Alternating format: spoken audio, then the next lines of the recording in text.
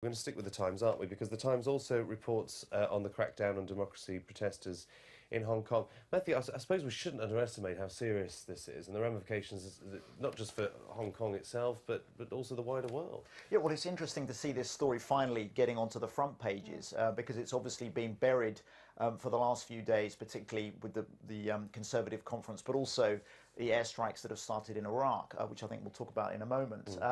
But yes, these are the biggest protests since Hong Kong was handed back to China in 1997. And there's a real concern about what happens next. I mean, the Times story is leading with Hong Kong's government basically trying to quash rumours that the Chinese military is going to be deployed to contain these protests, which would obviously be a horrifying prospect given memories of 1989 Tiananmen Square.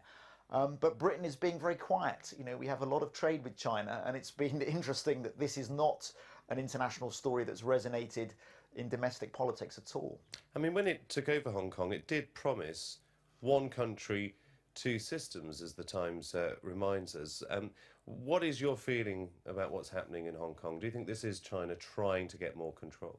Well, yeah, clearly it is. I mean, China's completely reneged on the agreement that was made about the vote in 2017, which would be, one person, one vote, but also that they would be able to choose who the candidates were. And now it seems that China is very carefully controlling the candidates that you're allowed to vote for. Doesn't Hong Kong operate better, though, with more independence as well? I mean, doesn't it produce more money, more income? Isn't it more financially stable with the independence that it's got?